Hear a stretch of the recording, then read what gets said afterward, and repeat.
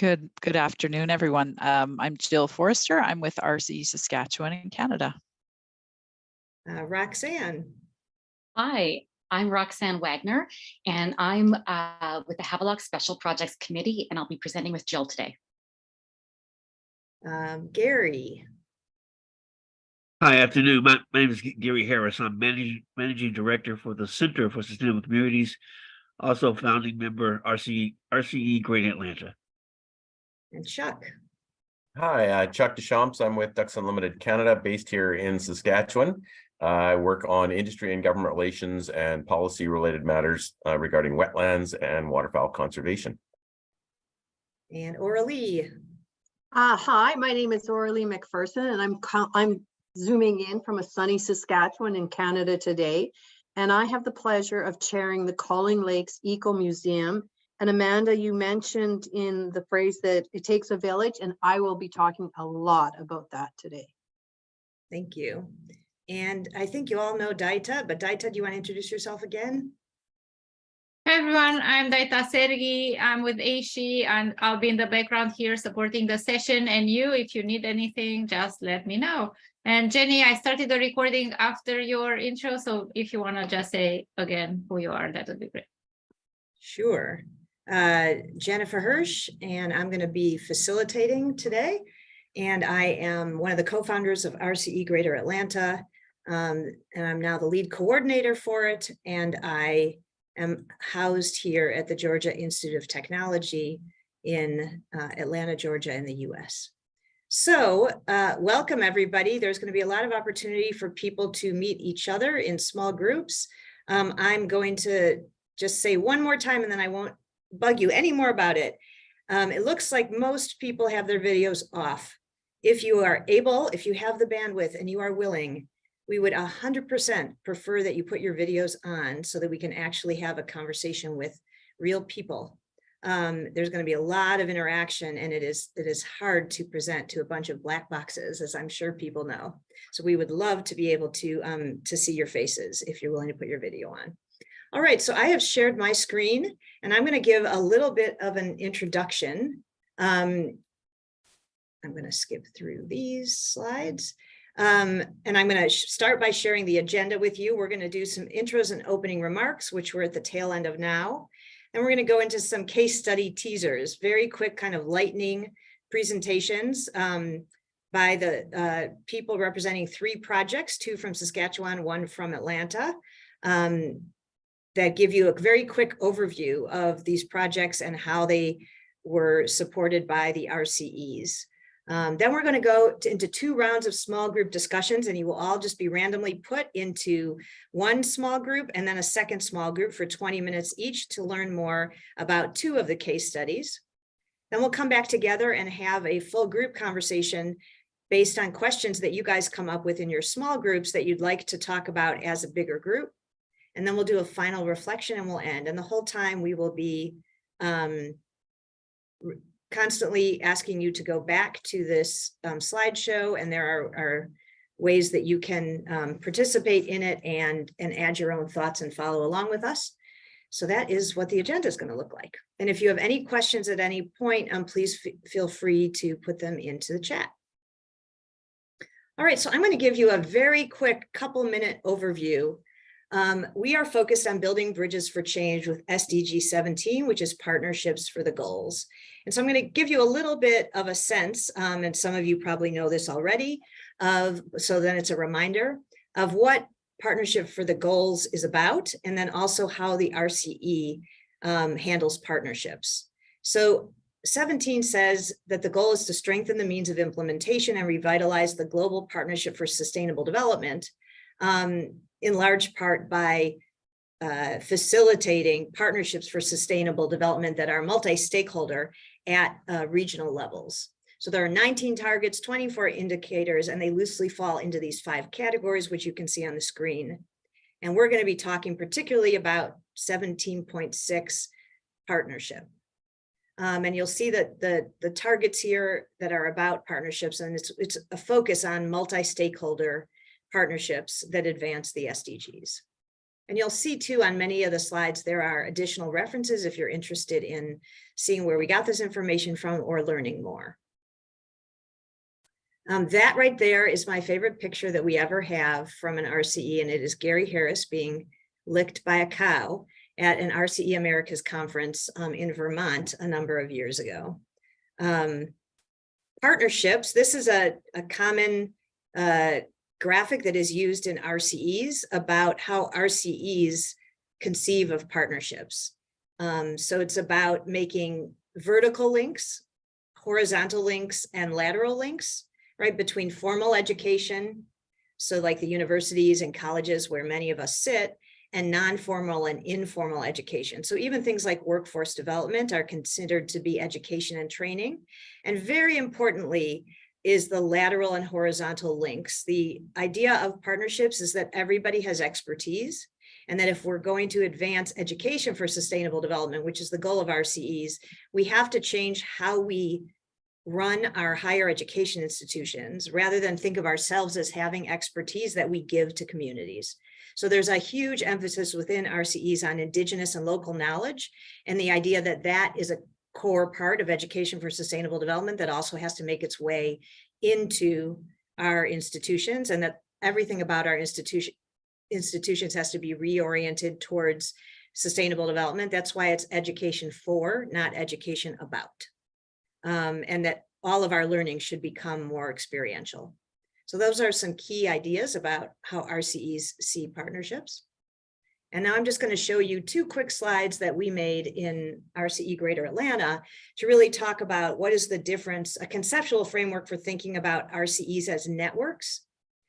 This, I think, is the key to everything in an RCE in terms of partnerships, which is that we are not organizations. Once in a while, an RCE becomes a nonprofit organization, but that's rare. For the most part, they are loosely connected networks of people who voluntarily add this to either their lives or their day jobs.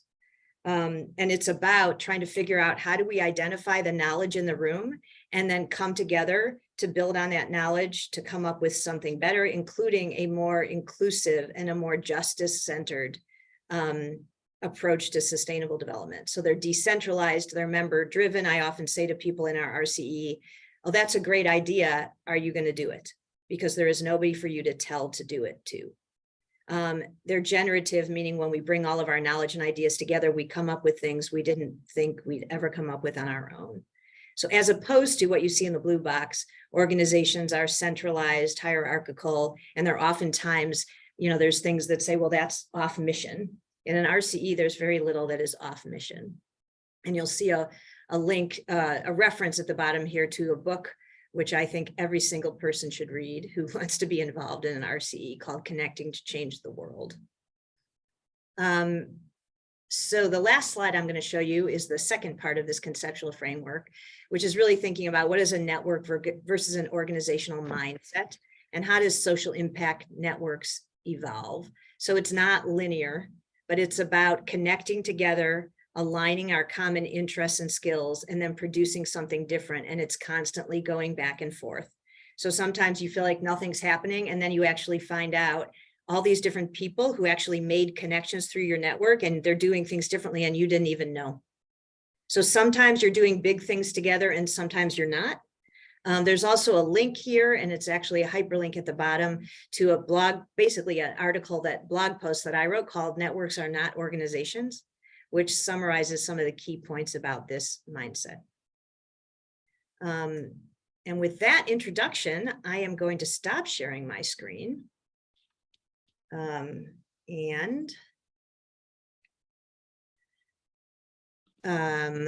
Actually, my stuff is not showing up here, Daita. Maybe you can stop sharing my screen for me.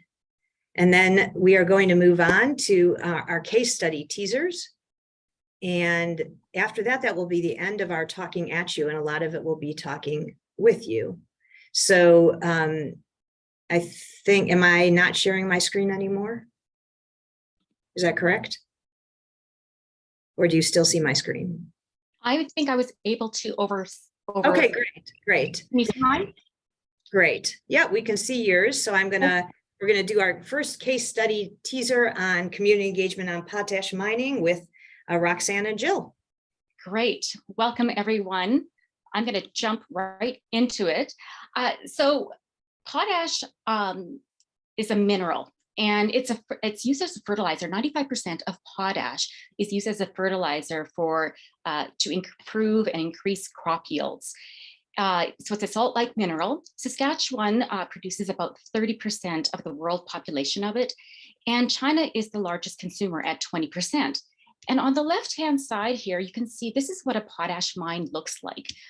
So this is the core facility, and there's a lot of environmental issues with mining. You can see here it uses a lot of water, and this white is actually salt tailings. It looks like a mini ski hill, but it's actually salt. And this area can span a couple of miles. Now, often the mining impacts, the environmental impacts can be overlooked due to the economic benefits. And the benefits is overall mining in Saskatchewan, there's about an $8 billion GDP. So it's quite, it brings in a lot of money for the province and also federally. In taxes, it brings in $526 million for taxes federally, provincially, and locally. So this helps lower each individual's property taxes. So they see it as a benefit. It brought in 6,000 jobs, and the jobs are well paying. So the average income or the average salary for these jobs are about $126,000 a year. So it's considered a good paying job. And they also bring in a lot of money into the community for scholarships and for sporting events and things like that. So it's often seen as a benefit if a potash mine for communities. That being said, we locally were very concerned, and you can see here we're in Saskatchewan. So on the left here is the province of Saskatchewan. This red dot is where the proposed mine is. It's about an hour north from our capital of Regina. And on the right here is the area called where the proposed mine is. This is the core facility, and this is where it would be mined from, this area. And each of these squares represents a mile. All of these dots are a family farm. And this area, there is 129 homes within 5 miles of these facilities, representing over 300 people. And there's over 12 family farms within 1 mile. And just to tell you a bit about myself, I live right here on this dot, 3 miles from the proposed core facility. And I'm a farmer, and I live on a 3rd generation family farm. So I remember in 2013, someone came to my door and said, hey, we'd like to, we're doing some exploration, finding out what's on your land. Are you interested? And I'm a curious person. So I said, sure. There was a small amount of money that came with it, but it was more about curiosity. I wanted to know what is on my land. And they didn't say who they were. It was like a company that came by, but I went back to the documents many years ago. Nothing was on it. It didn't say who it was from. It was just about an exploration. And so they were exploring in our area. 2 years later, in 2015, was the first I heard about a mine that would be proposed 3 miles from my farm. And that was shocking. And so I remember talking to a neighbor, and they said, oh, if you're concerned, there's a few community members that are gathering and having these conversations. And that was the HSPC, which formed in 2015. So I just wanted to highlight that this is the top. This is Yancoal, the company. It's a Chinese state-owned company.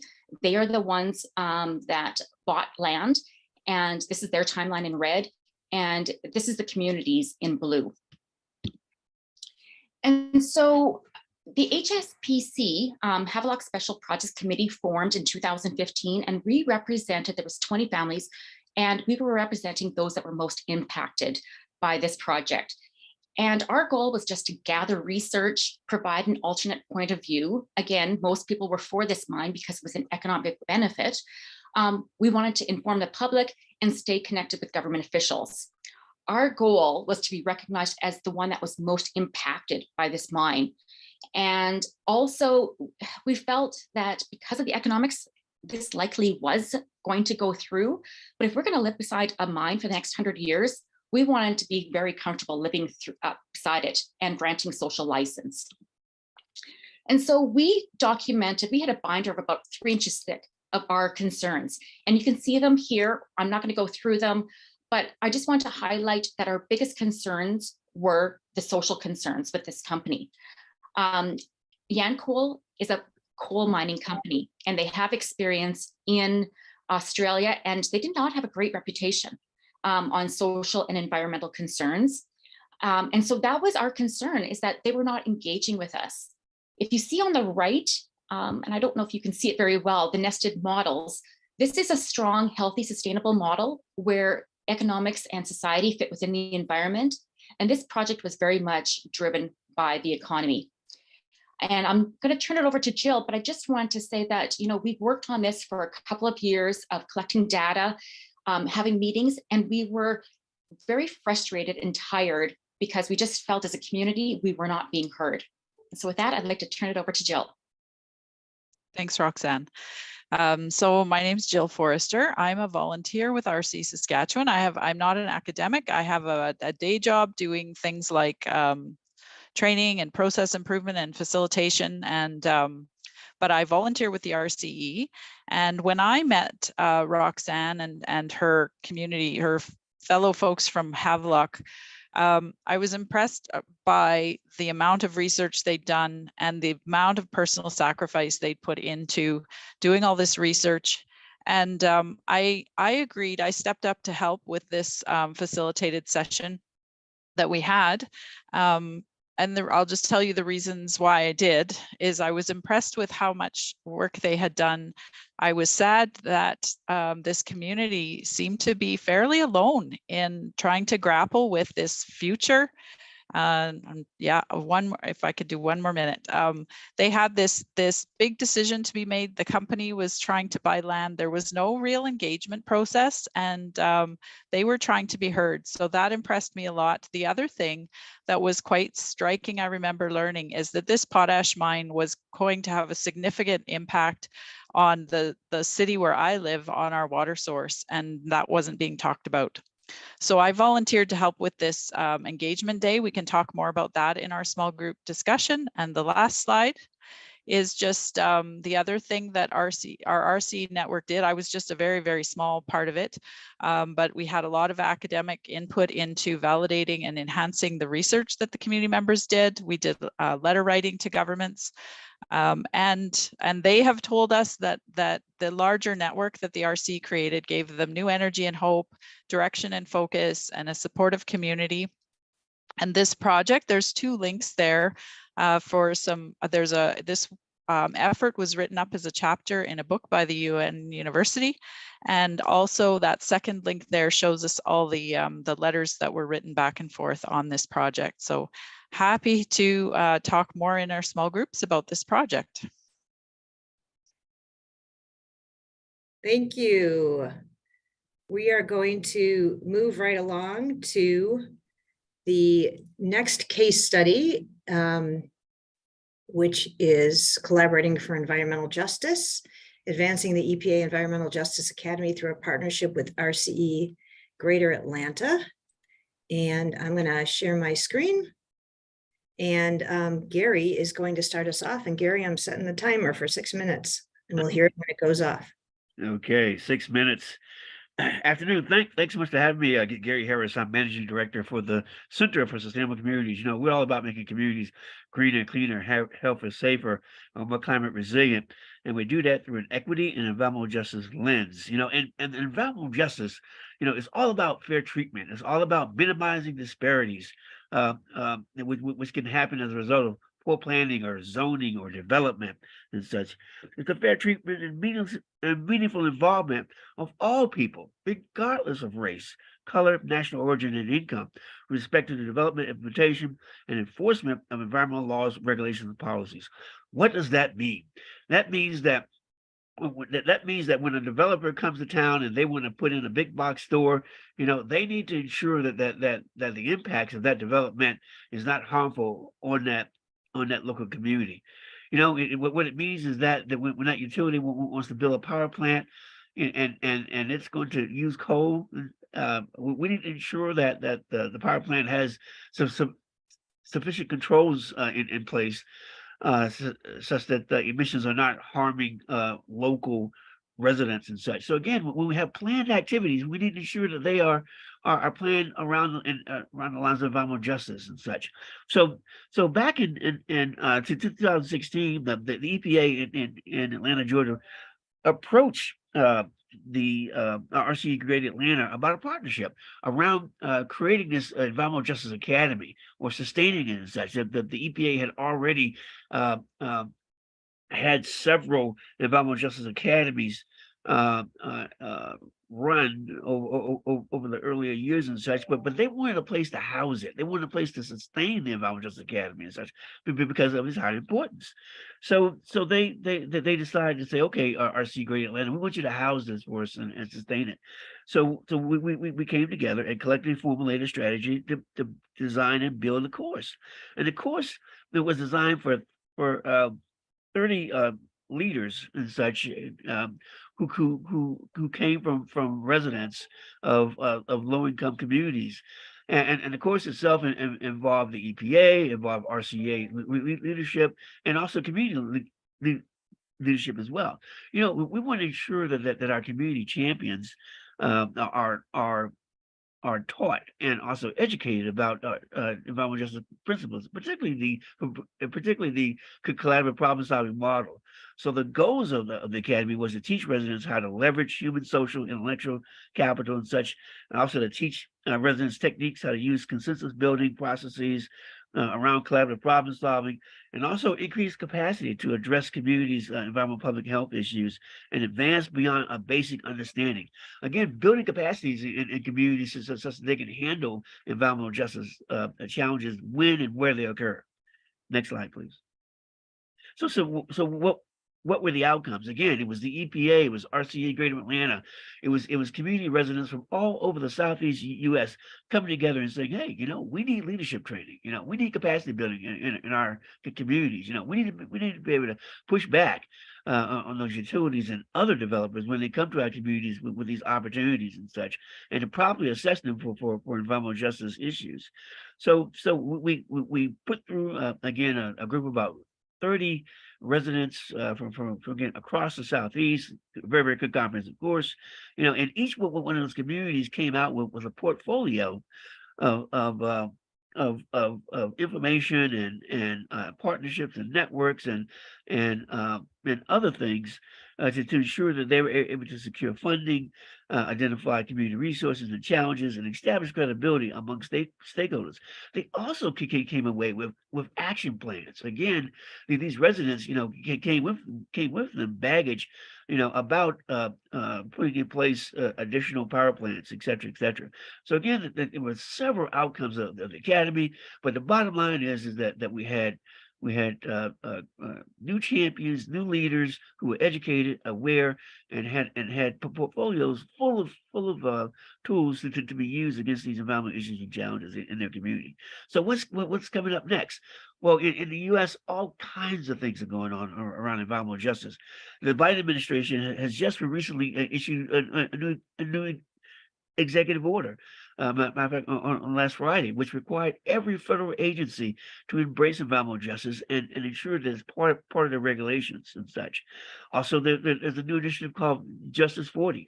Whenever a federal agency takes action, whether it's giving funding to a city or a state, we need to make sure that the action has benefits for our low-income communities and our indigenous communities as well. So besides that, go ahead. Go ahead, Sorry, Gina. I interrupted you. I think we have about a minute left. Okay. If I could just run through these last couple of points, and then we can talk more about it in the small group. Is that good? Yep. Go ahead. Did you want to say a closing comment before I move on to the RCE part? Okay, quickly here. Yeah. Environmental justice has a new stage in the U.S. and such. More funding, more resources, more federal agencies and such, more advocacies being devoted. Lots of funding being provided now to both small and medium-sized organizations, again, to ensure, again, that there are capacities able to push back on these environmental justice challenges. Great. Uh, I don't know why this small group stuff's coming up, but did I open them already? it I looks, did. Okay, yeah. let me close them. Sorry, that was me Okay. So planning. I'll wrap it up by just quickly saying that we have a couple of points here about the value of the Environmental Justice Academy RCE partnership, but basically it was a springboard for multi-stakeholder collaboration, including higher ed. It brought in some funding. It got the word out to more people who became part of the Environmental Justice Academy from their communities. And for the RCE, it was one of our early projects, and it made sure that we centered equity, justice, and community leadership as core to advancing the SDGs. And this was a quick example of one of those projects I was referring to earlier that you don't even know it's happening. We found out about a year ago that there were two people who were in the Environmental Justice Academy. You actually, father and son, you see them here, Chuck and Chuck Barlow, senior and junior. And because of that Environmental Justice Academy, they started in Chuck Senior's hometown in rural Georgia. There was an equalization school, so a segregated Black school that is out of use and falling into disrepair and is a toxic site. And through the EJ Academy RCE partnership, they met people from the Environmental Protection Agency, and it started a huge project that has now brought Georgia Tech back into it. Jay Bassett, who's a participant in this class, raising his hand, was a huge part of bringing that back to Georgia Tech for us to support it. And all of that came out of the RCE partnership and the EJ Academy. So that's just one example of how they're trying to bring people together to turn this school into a community and workforce development center. And they now have a formal partnership with the EPA. So there's a whole bunch of resources here that you can link on to learn more about environmental justice and what's happening. And with that, we're going to stop sharing my screen, and we're going to move on to the final case study, which is preventing the drainage of a saltwater lake into freshwater lakes, the Quill Lakes flood. And I think, Aurelie, are you sharing your screen? You're muted, Aurelie.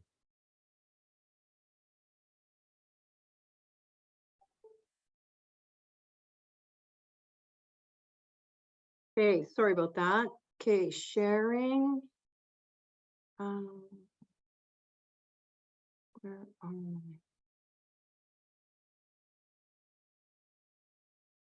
I? Okay. Sorry about this, guys. Just take a second here.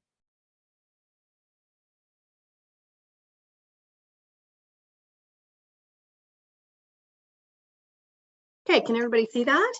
Yes.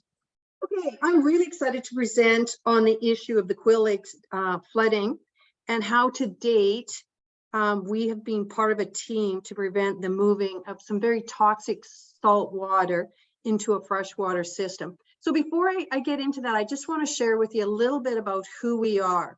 So I have the absolute pleasure of chairing the Calling Lakes Eco Museum. And the Eco Museum is the grassroots organization that focuses on water quality in the Qu'Appelle River system. We base every decision on the 17 goals of sustainable development. And so what we do is we try to have fun. We have water festivals, we go on powwows, we meet with our provincial and municipal governments, but most importantly, we have a really strong connection with the RCE, and they have been fabulous at mentoring us at the 17 goals of sustainable development. So how my journey started was in 2014, we had a flash flood. We got 7 inches of rain in 24 hours, which is just an incredible amount of water that happened. And what happened was the city of Regina had to discharge sewage into the Qu'Appelle River system. And 28 beaches were closed due to high level of E. coli. And so this terrible event was probably the best thing that ever happened to us, because we realized what we had to lose. So little did we know that while we were on this journey in the Qu'Appelle River system, the same thing was happening in the Quill Lakes, and they were beginning to flood. So in 2015 and 2017, Water Security started inviting us to meetings and sharing that there was a good chance that they were going to move the saline water from the Quills into the Qu'Appelle system. And this, our gut reaction, we had no data, we had no information, but our gut reaction was, this isn't right, this isn't right, this doesn't make sense. And so we started going to these meetings, and I had learned from Roger and at the RCE and Jill that making partnerships is one of the best things you can do. So we just started grabbing, walking up to people, shaking their hands, creating conversations, sharing emails, getting to know each other. And that's how I had the absolute pleasure of meeting Chuck from Ducks Unlimited. And what Ducks did for us is they were a wealth of knowledge. And one of the goals is you can't hoard knowledge. And so this knowledge helped us to move forward. So with that, Chuck, I'll let you take over. Sure. So just in case anybody's not familiar with Ducks Unlimited Canada, we are a wetland and waterfowl conservation organization. We're celebrating 85 years in Canada. Those of you in the States may know our sister organization, Ducks Unlimited Inc. Next slide. And so as an organization, we're guided by science. We rely heavily on science for what we do. And we are committed to the UN sustainability goals, and in fact have committed conservation acres to achieving those goals in the coming years. As Orly mentioned, next slide, the real challenge with the Quill Lakes was extreme weather. We had lots of rain over a number of years. Combined with some landscape alterations such as wetland drainage.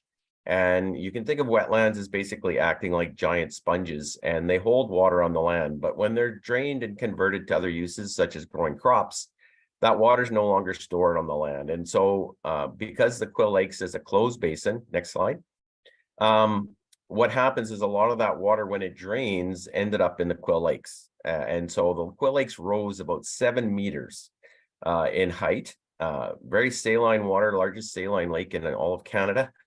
I think 3 or 4 times saltier than the ocean. And the slide here just shows like sort of a landscape with wetlands and a landscape without wetlands. And what happens, as I mentioned, when those wetlands aren't there, is that water runs off the land quickly and goes downstream. Next slide. Orally, can you start the slideshow? I think you're sharing right now. I am sharing. Sorry, what do you want me to do? On the right side, there's a button that says slideshow. It may be under your Zoom window. So on the right side, go more Orly, right. you just see it right there on Google. It says slideshow right at the top on the right. Upper right. Go On up the further right. to the right, move to the right. Right. Keep going over to the right where it says, you'll see where it says share, and then next to that it says slideshow. Oh, okay. Slide Just control. if you hit slideshow, it'll get bigger. Someone texted that they're having trouble seeing it. Okay, I've got pause, slide control.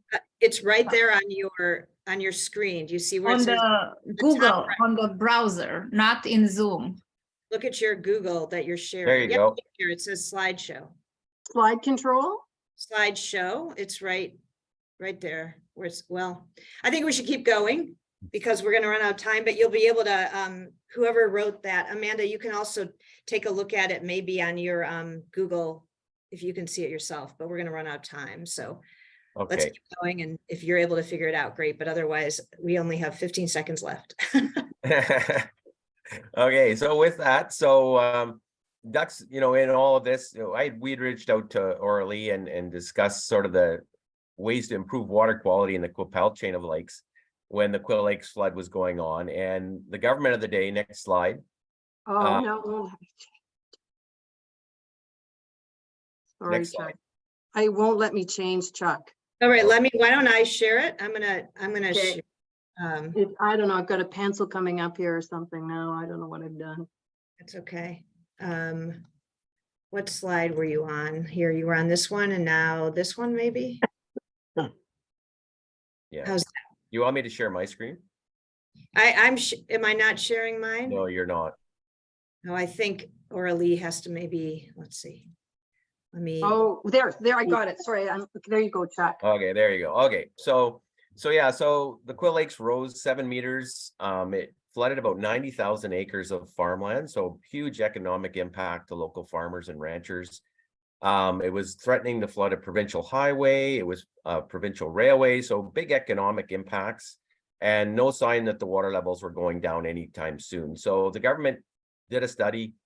There was a number of options, one of which was to restore wetlands and drainage within the basin, but of course that would take time. But the option that they favored was creating a drainage channel that would send that salt water down to the Coppell chain of lakes where Aurelie was. And lots of environmental concerns about what all that salt water would do to a freshwater lake system, high recreational area, fisheries, all that sort of stuff. So back to you, Aurelie. Okay, I just in 2 seconds or less. So what we did is we learned on October 20th that the government wasn't going to do an environmental assessment. They were just going to send the water down. So we mobilized the community, and I can't tell you the confidence that the RCE and the universities brought to when we did petitions, media releases, and building relationships. So I'll let you have a look at that slide. One of the biggest things we did is we partnered with First Nations, and we held a pipe ceremony. And you can see there's a picture of me in there, and we had just learned that they were going to send the water down. And I can tell you we were grieving. I looked very sad there because I knew that they were going to dig the ditch and just send it down and wreck everything. And so by partnering with First Nations, taking time to pause and to pray was the turning point. We actually, incredible things happened after that. I don't have any more time. These are some great slides, but Chuck has done a fabulous job putting together a resource. So here's a ton of stuff written about us. You can jump in there and have a look. And we look forward to some delicious conversations with you when we break into our groups. Thanks so much. all right, thank you, everybody. So this is now where we're going to go into small groups in a minute or so. I know Daita is having them set up.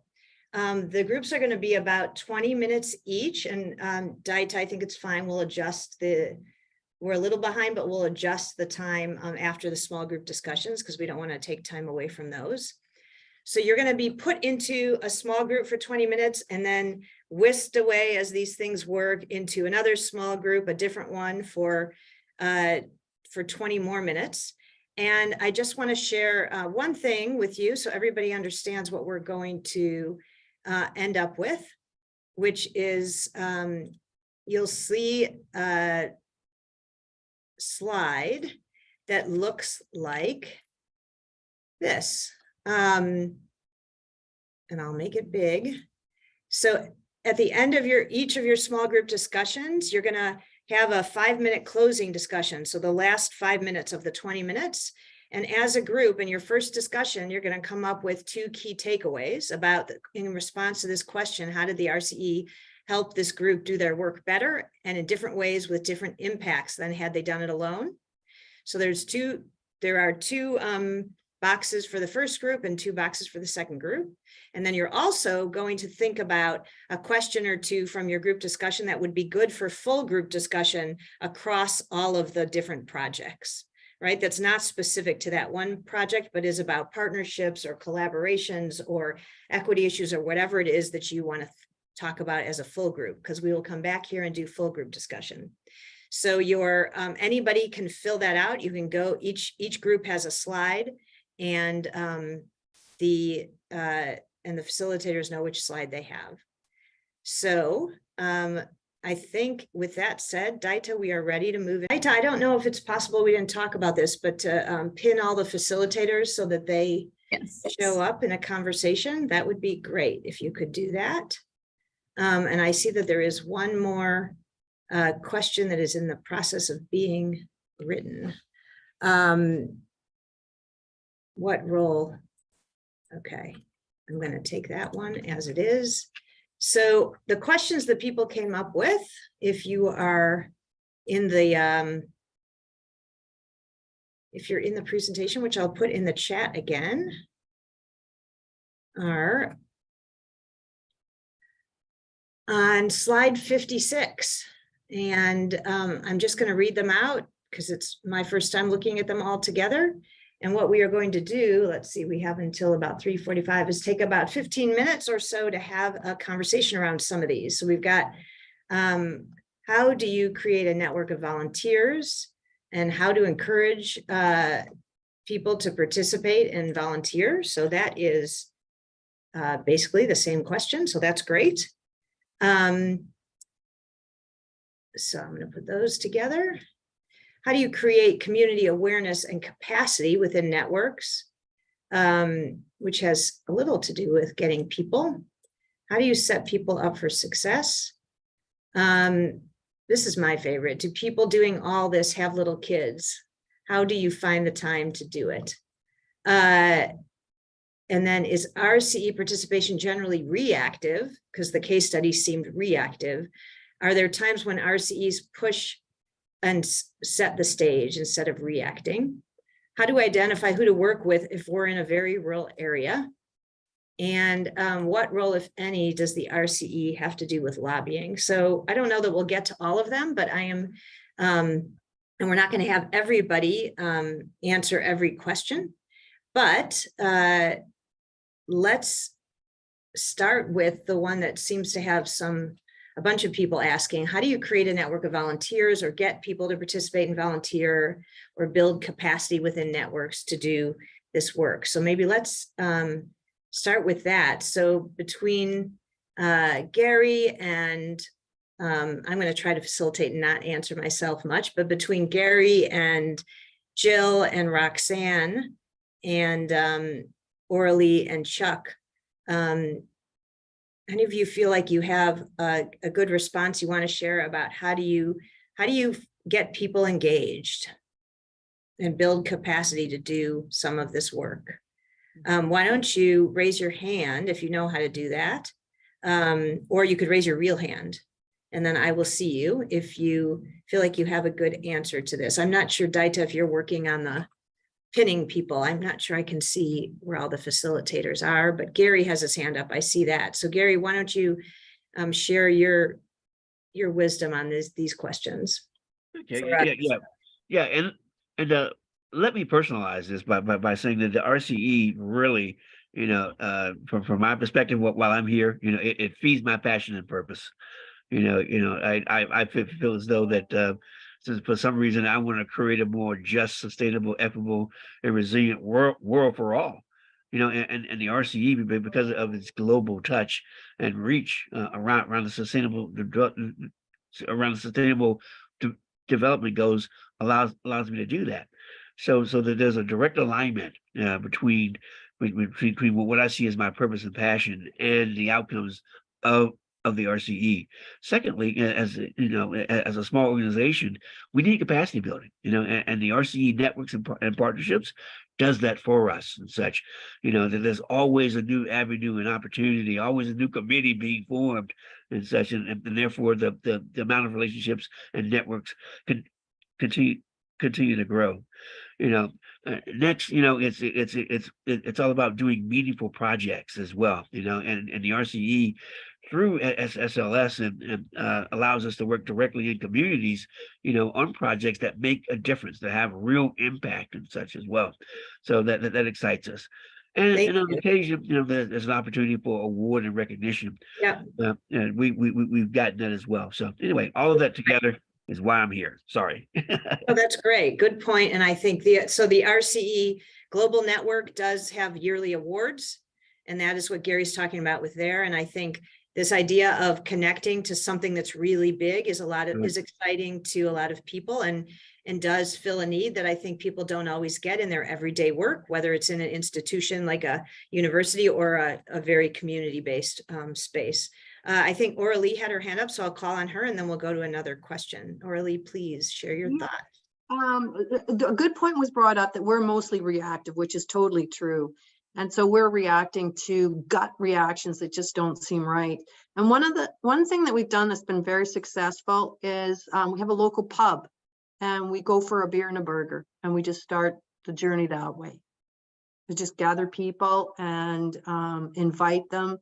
And it's amazing the synergy you can create by meeting in a pub. Well, that's really great because I think, and that might get to Kat, I know this was your question about how do we identify who to work with if we're in a very rural area.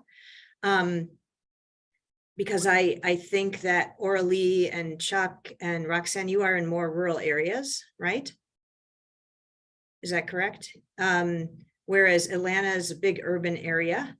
And so, you know, I think the idea of working with people as opposed to a whole bunch of different organizations is just a different way of doing it too. But I wonder if any of you would like to answer that question of how do we identify who to work with if we're in a very rural area? So that would be Jill or Roxanne or Chuck. Well, the one advantage, I guess, of working in a rural area is everybody knows everybody, or isn't that far apart from knowing somebody, and that's one thing that I learned when I started working with Oralee and the volunteers that she knows, is that quite quickly they were also people that knew people that I knew or knew somebody that and so the connections, you know, grew rather quickly, and it didn't take long for the group to sort of assemble, and you saw that long list of volunteer organizations that Clem had sort of engaged. And, you know, within each of those, there was people that knew other people within other organizations and groups. So sometimes there's advantages to rural. Yeah, and I would say Kat too, or anybody else who might identify with this question. We do have a lot of RCEs that work in rural areas, including like RCE Georgetown in South Carolina. And so it would be quite easy to set you up with, you know, or for you to reach out to some of the people that work in those rural areas in in North America. And I'm sure any of them would be happy to have a conversation with you about how they do that versus how some of us do it. I do know it's a little bit unusual in Atlanta. We have brought together about 10 higher education institutions. We have so many different organizations in this metro area. But in plenty of places, there's kind of one anchor institution involved, one university, right? Not a million universities, or one university and one natural area. Or so there's very different models, and the rural areas have different models. Did anybody else among the facilitators have anything else to share about how do you create a network of volunteers? I guess yeah, go ahead, Jill. I think, I mean, turning the narrative of being reactive into a positive thing. I mean, go where there's a need, and go where there's someone trying to accomplish something and build them up. That's what an RCE does. We're not out to create new initiatives. We're not there to compete and say, oh, come join this RCE one. It's better than this other one. And we don't ask for funding, and we just go and help communities that are already working on something. So go and see who needs help. Yeah, I guess I agree and have a little bit of a different take on that question, which is that I think one of the things that people come to us in the RCE for, at least in Atlanta, is to help them do a better job of the equity and justice work. And so some of that is not really about them, that they had a problem or something. We are really trying to push people to listen more to community voices and to take community expertise more seriously. And I would say to that question, a big part of it is how do we change our own institutions?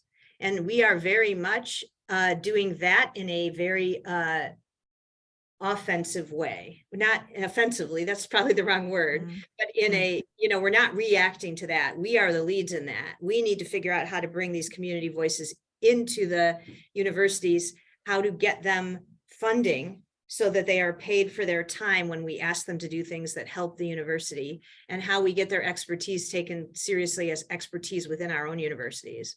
But we also have plenty of environmental groups that we work with that don't do a good job on the equity and justice side of things. And so we do see it as part of our goal as an RCE to raise up those voices in city policy making and in environmental organizations. And we are pushing out front with that stuff in some different ways. So I think it's probably both, and Jill's nodding too. I'm sure they're doing that in their area too. Orly, I see your hand up. Please go ahead.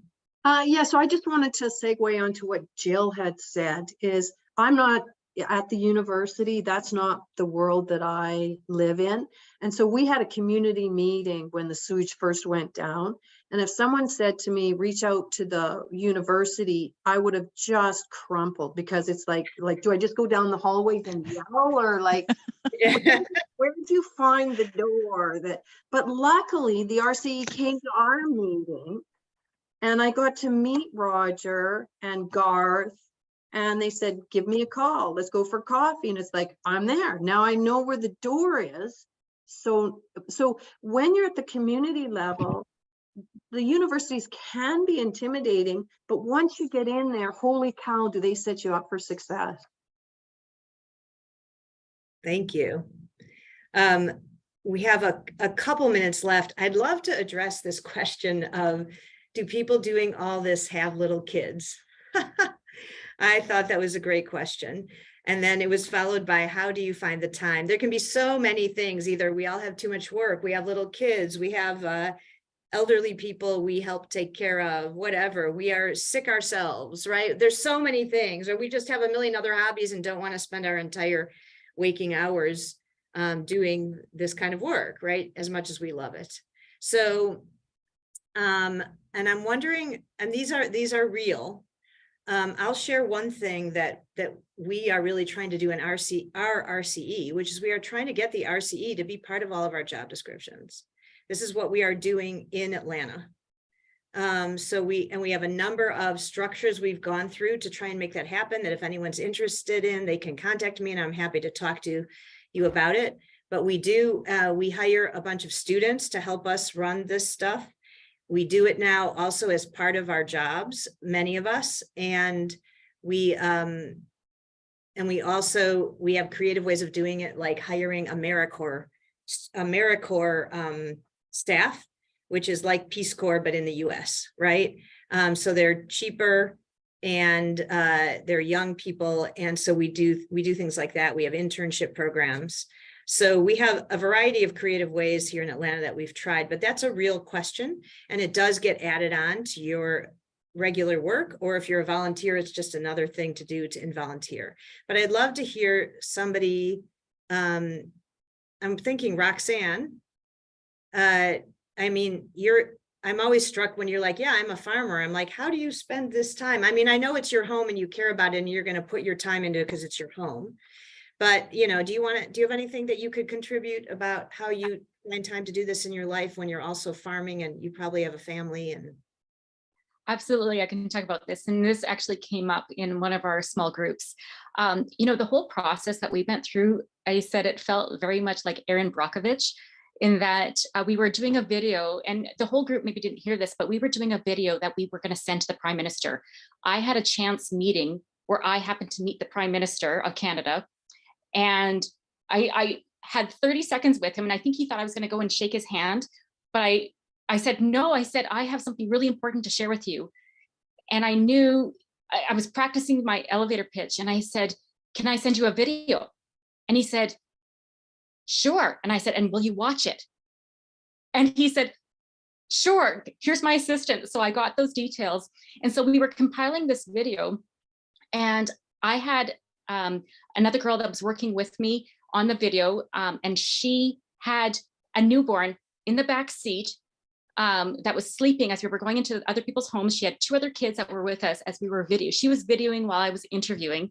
And I think about the whole kids and what do you do?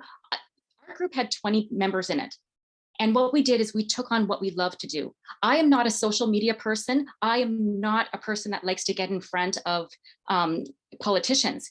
And so believe it or not, I'm talking a lot now, but I don't like to be on the spotlight. And I made that this is what I can do. I can work on a video behind the scenes, and I can write a script, but I need someone to go with me. And so I would just say, if you have young children, or if you have, if you're at your max, do what you love, participate where you can, and that will keep you with your momentum. Because there's always someone that loves doing what you don't love doing. And say no, have your boundaries, and you're going to be much better doing what you love and where you can contribute. Thank you, Roxanne. That was a great story. Aurelie, you get the last word for the last 20 seconds of this part of our. I just want to share that I volunteer, and because of the soft skills that I've learned volunteering, I've become a rock star in my job. And so a lot of times people think that volunteering is like just this waste of energy, but I see it as golden. Because there's soft skills that I've had to learn that I take to my job, and it's been incredible. So volunteering is really, really, I think, a great way to find joy in your life, commitment to wake up happy. And just like Gary says, like, he's looking for global action, and the RCE can do that for him. But you can bet that in his life, he wakes up happy because he has a mission through the RCE. And like, what greater way than to wake up happy? Gary is often happy. So I'm going to close this out by just saying one final thing about this, which is that this is work. It takes work and it takes time. And it's not always the right time in your life to do something else or to add on something.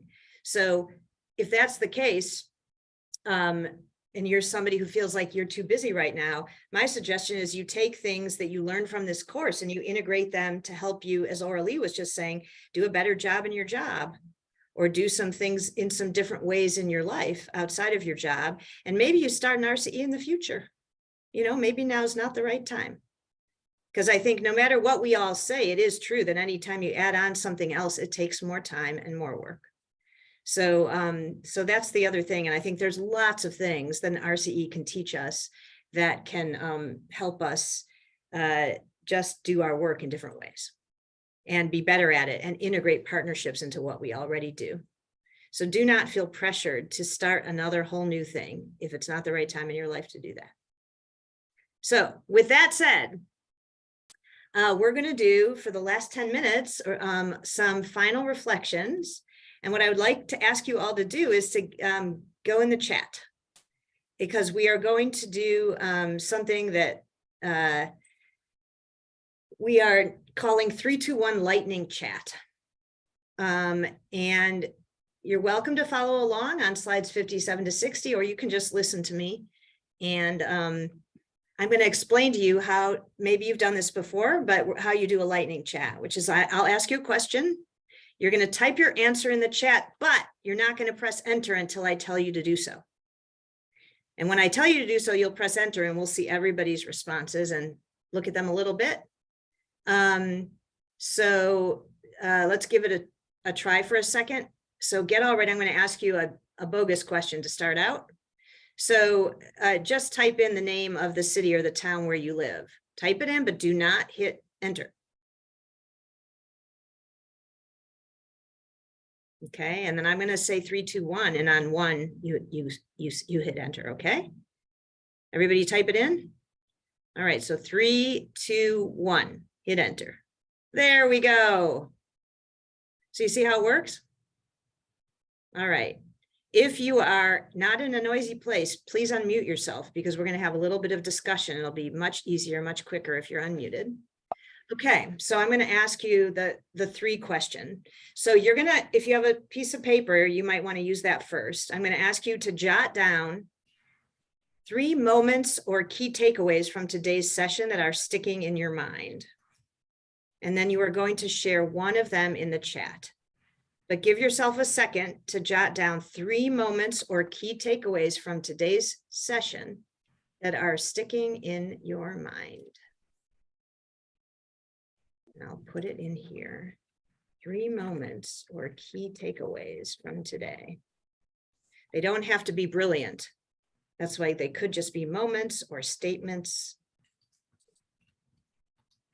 3 moments or key takeaways from today.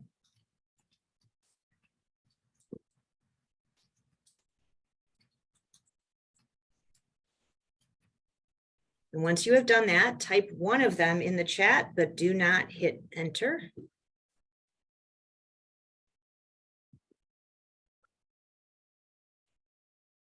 And then raise either your real hand or the other hand when you are done. Oh, somebody pressed enter. Do not press enter.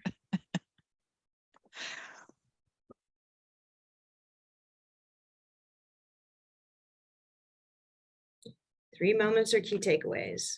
Okay. Raise your hand and leave it up if you're done, if you're ready.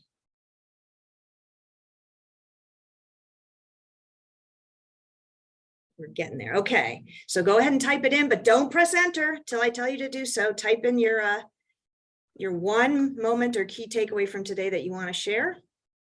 And then I'm going to count down from 3. And then when I say 1, we're going to do it. So 3, 2, 1. Go ahead and press enter. Okay, we're going to start looking through some of these. So 3 moments. Be compassionate with yourself. You don't have to do it all. That was one of them. Relationships are key. Identify something the community is already doing and they need support. Speaking up in tandem with other local kindred spirits concerned about the issue. Communication and connection, maybe. Focus on what you enjoy doing and find others to help do the things they love. Gary's passion on equity. Connecting our student and learning professional experiences to helping the community. We are all about strengthening people. RCEs are able to align. Subject matter experts to reach a common goal. Building partnerships and connections. We need to procure a dedicated person for this. Yes, if you do, you will be only the second RCE in the Americas to do that, just so you know. It's very unusual. People helping people, a real community-based focus, applying the expertise that can be found in the local partners. And we are a connected community with many of the same opportunities and issues. We are one. All right. Thank you, everybody. Okay, we're going to go on to the next one, which is Lightning Chat 2. What are 2 ways in which today's session expands or challenges something you learned in an earlier session? So jot those down on a piece of paper, and then you're going to share one of them when I tell you to do so. 2 ways in which today's session expands or challenges something you learned in an earlier session on this course. Basically, the types of things that you wrote about when you introduced yourself on the slides in the beginning. And then type one of them into the chat and keep yourself from pressing enter until we do the countdown.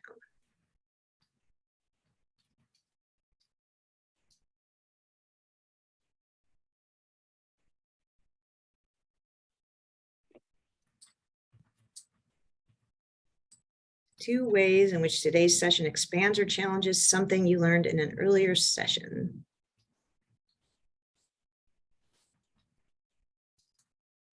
All right, raise your hand if you feel ready.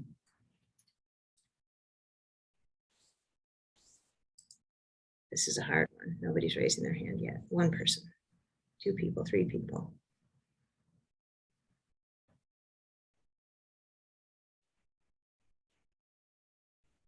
All right, go ahead and type one of your responses into the chat. But don't press enter yet.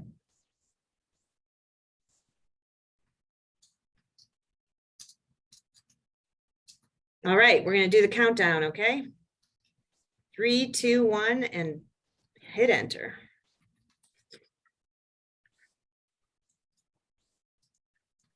I think we're waiting on a bunch of people. This is a harder one, but we'll start looking at what people have. Importance of connecting to federal frameworks to create synergies and position the RCE for funding. The global connection found in this class, the amount of work required, but connections are key. Expands my understanding that RCEs have a global presence with a localized impact. Building partnerships are essential. The vast reach of RCEs.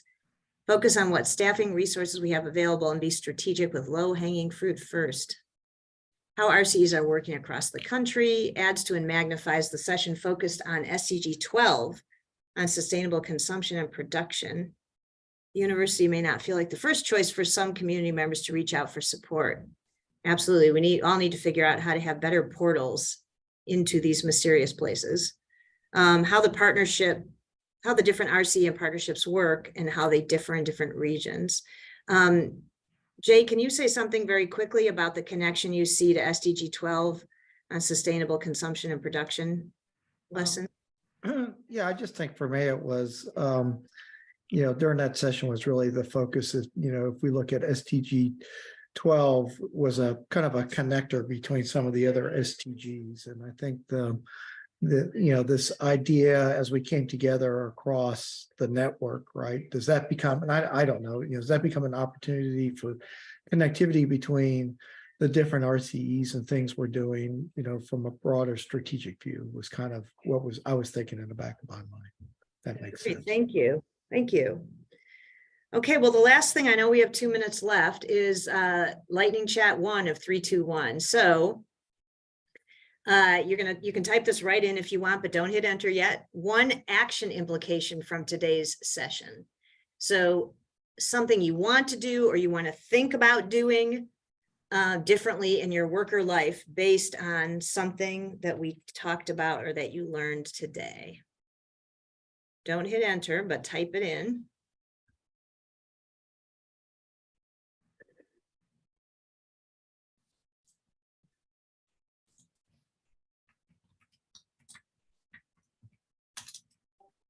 Okay. Are people ready? All right, I'm going to say 3, 2, 1, and we'll type that in, and you'll hit enter. So 3, 2, 1. Go ahead and share that last action implication. All right. I thought what we might do to close out in the last minute is just here. If anybody wants to share, we have meet with local groups to understand community needs, develop an evaluation framework for RCEs based on the community capitals model. Oh, Elizabeth, that would be fun if you could share with everybody. Delegate. That's a good one, Amanda. Celebrate and reflect more. We've done so much. Discuss an EJ Academy as part of a broader campus initiative. That is very cool, Lonnie, and I'm sure either Gary or I would talk to you about that. Connect and check out the RCE at Arizona State. I know, Kat, you're going to be getting information of how to email Alejandra. Look up the collaborative problem solving model, and there's a link in the slides. The connection to policy and policy change. Need to get out and talk to more people and break down silos. Look at which partnerships will be able to help achieve a more sustainable future, and map community projects in the community. Awesome. Well, we're at 4 o'clock. I don't want to go over. You will see on the last slide that we repeat all the facilitators and our contact information. And in the first couple slides, you'll see most of your guys' contact information as well. So you have most of each other's emails. Jill, you and I started out planning this whole thing together. Would you like to just give a quick closing remark, and then we'll I just think there's strength in numbers and strength in stories. And I'm so grateful for everyone who shared the stories, and all of the participants who were brave enough and took the time to care and come and learn. So well done, everybody. Pat on the back. Thank you so much. And many of us will see you again on May 9th in the closing session as well. Thank you. Thank you so much. We appreciate all the work you're doing and how you are being so supportive to us. Thanks, Alejandra. Thank you, everyone. Have a See good you evening, soon. everybody. Take care, everybody. Bye. Bye.